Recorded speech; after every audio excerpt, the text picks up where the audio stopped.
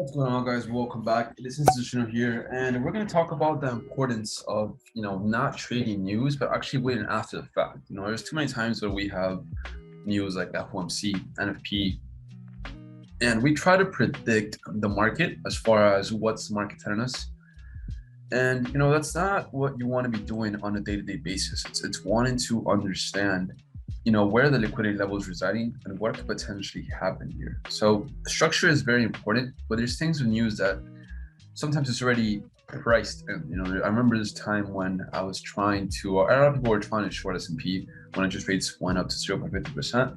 There was a really good opportunity for you to actually long it because all the orders were residing above, and COT data basically showed us that all the orders were resting above people trying to short S&P or index pairs in general because price was going up with interest rates per dollar to 0.50%, right? And that's a thing that you could have, right? As far as tendencies go and as far as understanding what is the majority doing, you always want to try to do the opposite of them. If you can get an insight of what the majority is doing and try to do the opposite of them, it's very important to do that and try to get that edge. So I want to show you guys a bit about what happened today and how you could have capitalized from this move down.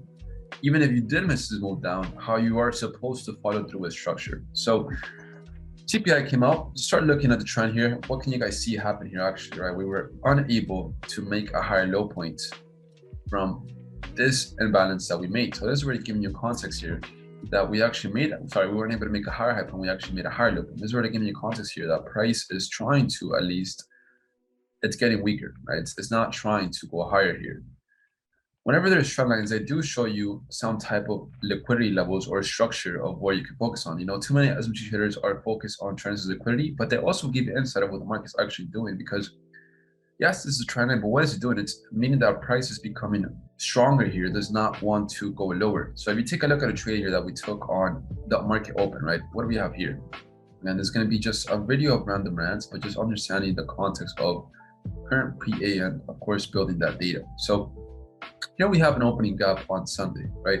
You can see how price comes down here and rebalances at 50%, but you can see what is price actually doing here in these minor levels. If you look at M5 here, it's actually making high low points that could be considered a trend line. But all it's doing is just rebalancing these levels and giving you context that price here does not want to go lower, it actually wants to go higher. So yes, this will get targeted as a level of liquidity.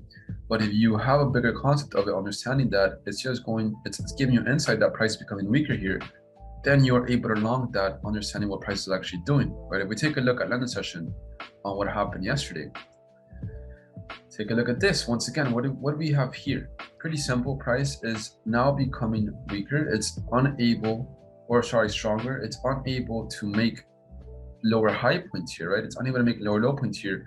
And we have this huge expansion. So yes, we have kind of a trendline pattern here, but these trendline patterns sometimes work when you have context of what is actually happening. So we break out of this structure, like here, we have an impulse higher and we have an OB displayed with this imbalance here that gives us context that price from there could continue now pushing with this bullish state trend that we're currently in. After that, obviously these levels here, there was retailers that were able to capitalize from this, so they will be targeted. But again, what is price doing here in this trend line? It's showing you that price is not getting stronger. It's not getting weaker, it's getting stronger because it's making higher low points respecting out of FVGs, OB, out of an FVG right here. So if you have context of this and you're just able to follow through a price, you can use trend lines, right? Some people try to stay away from trend lines, but trend lines do give you an insight. Yes, the problem with trend lines is that they kind of are double-sided. Anybody can draw them how they want to draw them. So somebody can have a trend line here, they can have a trend line from here, whatever it is that they see it, from here to here, from here to here, from here to here, from here to here. And nobody can tell you what trend and what's wrong. It's just how do you see the market and what makes you understand the market better. There's retail concepts that you can still use to your advantage if you are able to understand the market from a better context and see what price is actually doing. If we're looking at current price action here, right, and we just ask ourselves what price was trying to do this market open, and we just go back a little bit, it's understanding that, again, we don't want to trade through news. As you can see that, again, prices has this kind of trend information here. We are unable to make a swing high point, and once market opens up here, you can see how it's actually respecting out of these OBs, right? Respected this, make a higher high, made a higher high right here, and also made a nice decent FBG right here. And if you would have just followed through a price action here, when that news drop came out, CPI today, you would have obviously gotten stopped out. And if you didn't have a stop loss, well, you would have gotten your account blown right here. So it's an important part of waiting for that news to come out and then asking yourself, all right, well, where's the liquidity residing below? And you can see that these equal lows here, this gap, all the liquidity is resting here. The way that we also went up through this Asian session, what is happening here? There is still liquidity here, and there is still FEGs that could potentially get rebalanced for you to continue on with this trend that we're in once you have this drop down. Too many people are going to be focused on this level. If you look at higher time frames, they're going to tell themselves, right, this is going to be a level of support to resistance, not having context of what price actually just did. What it did was it gave you an impulse down, already showing you that we're not trying to go higher here. And it's showing you that liquidity that's resting below here is what they're trying to grab here. So once you get that, you start dropping down on small terms and you ask yourself, right, well, where's the structure levels here?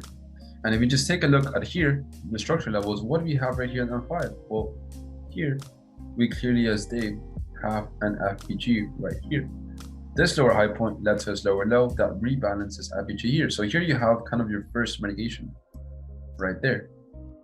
And then what does price do after that as well? It drops down lower and look at what it leaves behind off right here. Nice and easy, clean FPG right there. Right. Now, we'll be talking about bank orders. We'll be talking about that. We'll be diving into that in the future. But I want to show you guys something really quick so you guys can see what I am talking about as far as what bank orders go. So if you take a look at this picture here, right? And this picture we shared out on the Instagram, you can see that for Wednesday, there's actually a 1.000. They have $1.4 billion worth of orders at that 1.00 mark. So they want to trigger in that price by Wednesday. This is going to be a lot of orders that are going to be basically liquidity wanting to get triggered. This is where majority of the orders for EUR USD are going to be placed at 1.00. We have $1.4 billion. So you can see how having that context as well, once you have your overall structure and you understand that price is getting drawn to these bank levels, bank levels are real. People tell themselves psychology levels, whatever they are. They're not psychology levels. They're just bank levels where they're bank traders or institutions are going to try to get majority of the liquidity placed in these areas. So you can see again, here you have an FEG. So apply the context that you have now with the model and following through the structure, understand that there's liquidity below there. Once you see price drop down here, you understand that yes, price continue dropping. And what do we do here? We rebalance this, drop down lower, now drop in small segments here and ask yourself if you can have some type of cleaner price action to follow through a price at that 1.00 level. And if you zoom in closely, what we have here, we have equal lows here. And we also have, again, have context of what price is actually doing. Here we have higher low points being formed. So this is now going to be liquidity where the trend line will actually not hold. And why will it not hold? Because you have to understand that overall now we have shifted from that bullish state to a bearish state. So we rebalance this, we drop down lower. Here we have a little bit of a BOS that also leaves us behind a nice FEG right here. You guys can see it right there.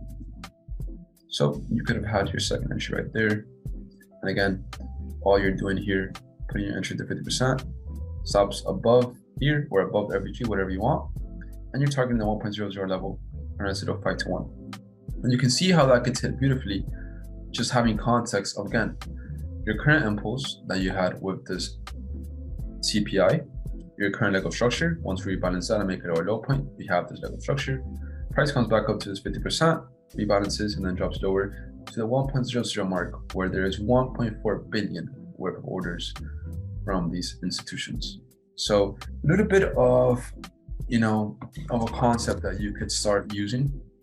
But of course, we will get more into what these things mean in future in due time. But it's just to show you guys a little bit about, again, just putting the data, having more context with institutional trading. And again, when people bash you for whatever trading style you use, support and resistance, trend line, these styles work. They were created for a reason. And people that made them or had an insight with them, they understood that there's an edge. There's an edge in every style that you trade. You just have to know how to use it. Okay? I mean, so it does not matter whatever you trade, whether you trade fibs, whether you trade support and resistance, whether you trade supply and demand, whether you trade trend lines, whether you trade moving averages or indicators. It really does not matter. What matters at the end of the day is how you can see the market and you can get a better understanding of what's actually happening.